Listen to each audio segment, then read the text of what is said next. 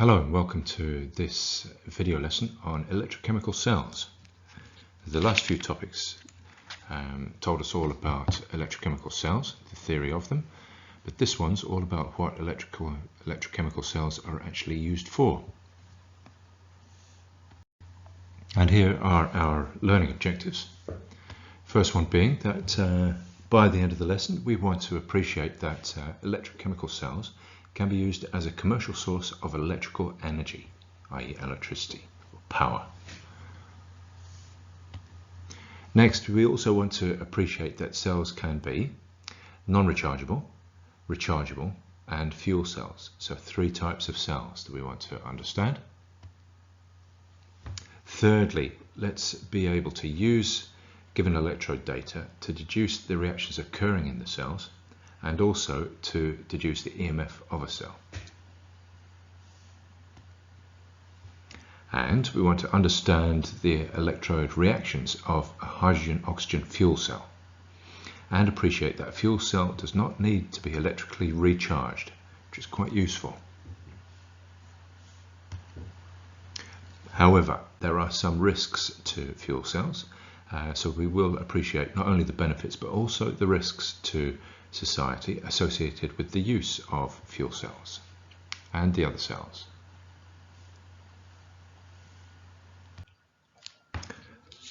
So the batteries that we use to power everything from watches to digital cameras and phones are all types of electrochemical cell. But as we said in the intro, some types of cell are rechargeable, like your phone battery, while others can only be used until they run out. They are the non-rechargeable cells. And an example of a non-rechargeable cell, in fact most of these might be. So this one here, I'm drawing a circle around, that would be a non-rechargeable one. Just going to use it and then it's going to run out and you're going to, well, hopefully actually recycle it, but they're non-rechargeable batteries like that. Non-rechargeable cells use irreversible reactions.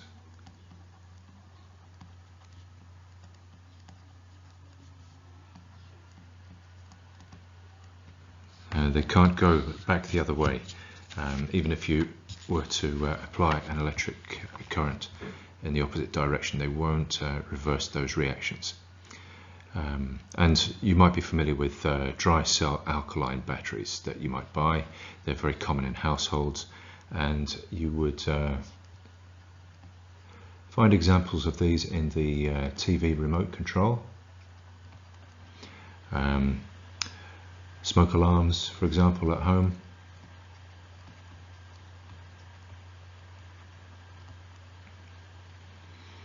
And they tend to be useful for gadgets that don't use a lot of power.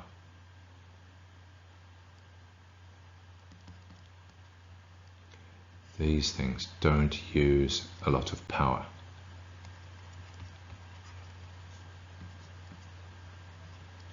And also that they're only used for short periods of time.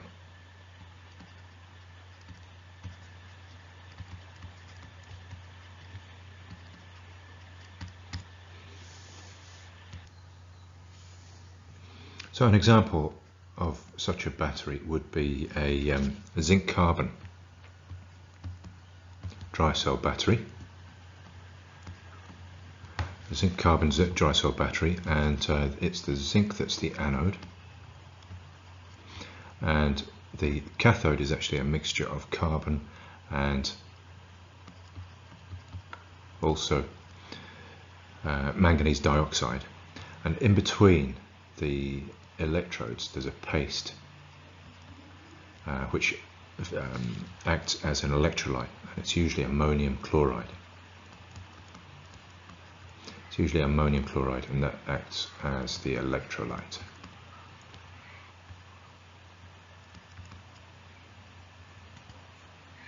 i.e. the solutions that we've seen in our 2 half cell arrangements. So the half equations for such a battery would be zinc. Zinc oxidizes, so the zinc goes to zinc 2+ ions, gives up a couple of electrons. That's the oxidation reaction that happens at the anode in an electrolytic cell. And as far as the other cathode is concerned, you remember I mentioned manganese oxide. So the half equation is manganese oxide plus ammonium in the paste. Well, it's going to take those 2 electrons in a reduction reaction, and you're going to get a different manganese oxide and a bit of ammonia, as well as water. There are 2 half equations. So that means we can draw the cell as, let me just draw it up here. So we can draw out the cell in our standard notation. So we write the oxidation reaction first, and the reactant is zinc, and it's a solid line because we're going from a solid to a solution. And of course we want our salt bridge in there, and our reactant on the reduction reaction is the manganese oxide. That would be manganese 4 oxide.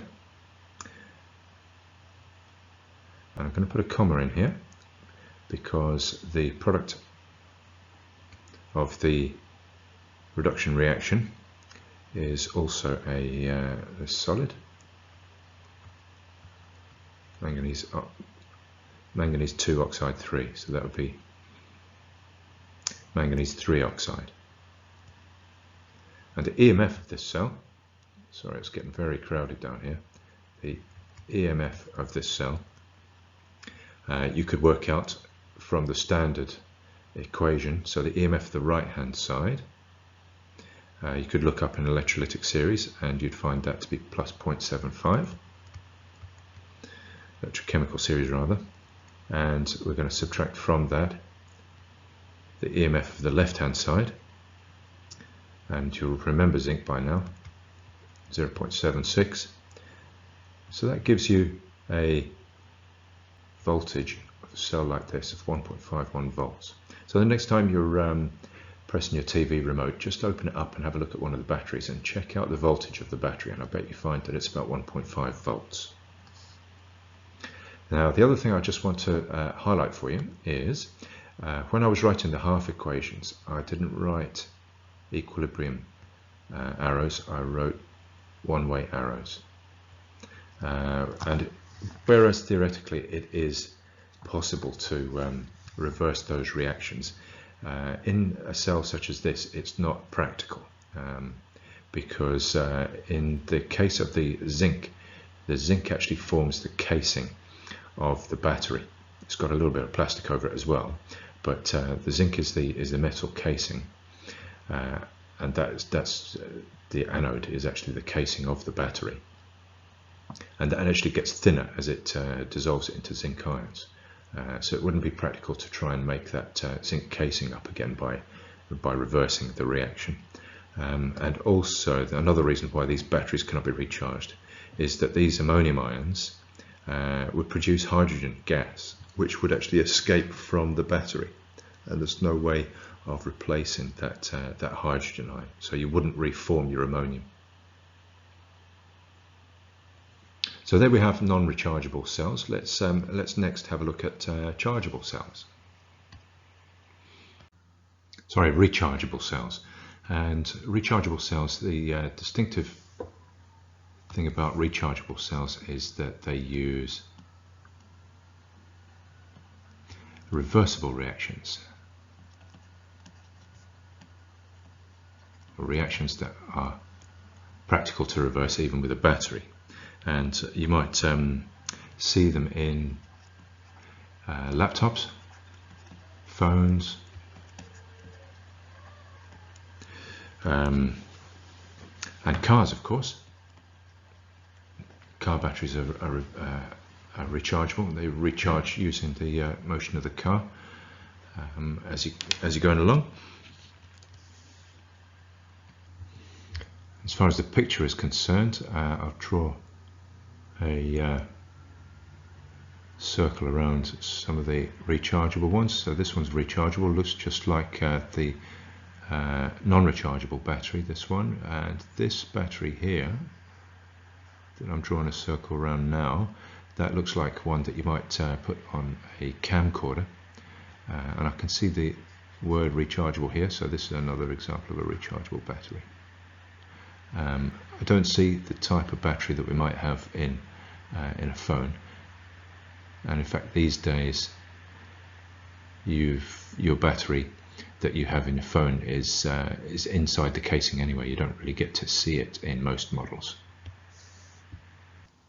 So let's mention lead acid cells. They're the ones used in the car batteries. So I'll just put a title here, lead acid car batteries.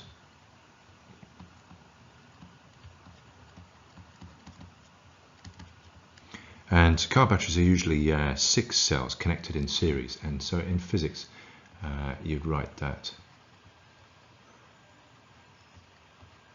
something like this: 1, 2, 3, 4, 5, 6. And each of these, so they're connected in series to give you extra voltage.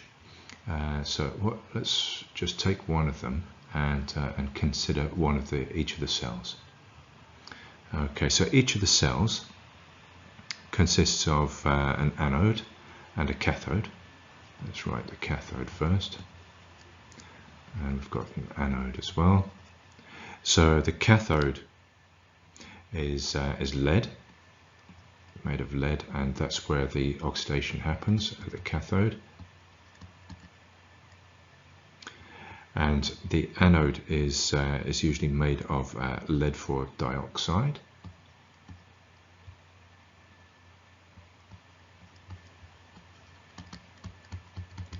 And in a electrolytic cell at the anode we have reduction.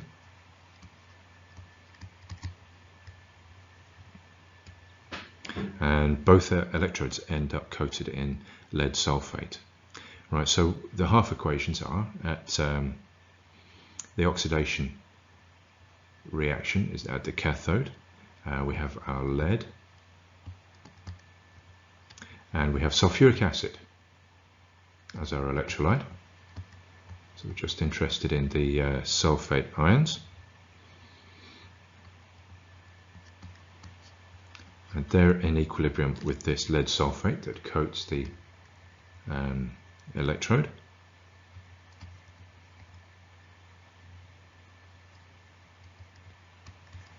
And 2 electrons are given up in that oxidation reaction.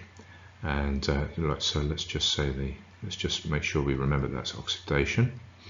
And then the reduction half equation involves the other electrode, the anode, the lead dioxide. So lead dioxide, PbO2,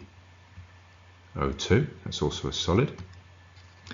And the electrolyte is also sulfuric acid.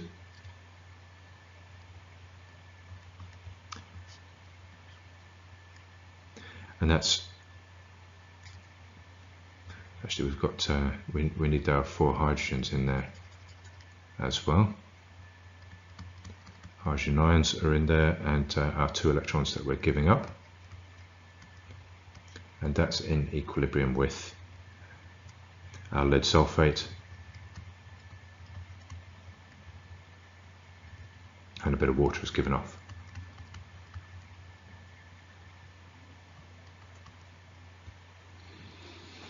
So if that's our 2 half equations, our oxidation and our reduction equations, then from those 2 we can draw this cell. So we want to, on the left hand side, draw the oxidation reaction, starting off with the reactant. So we've got lead in solid form, and our product of our oxidation reaction is lead sulfate, also solid, so we're going to put a comma here. So we're going to have PbSO4, and we want our salt bridge in there. And so for our reduction reaction,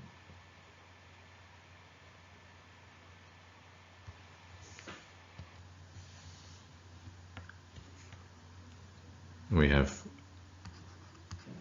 lead oxide, solid, and lead sulfate, solid. So that's our standard representation of our cell drawing. And lastly, let's just make sure we remind ourselves about the EMF of the cell. And this is going to be E right hand side. And if you look that up in a table,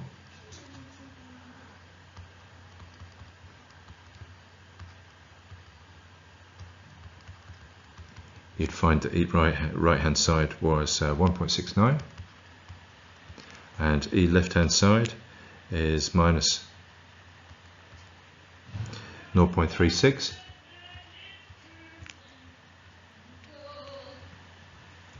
giving you about 2 volts.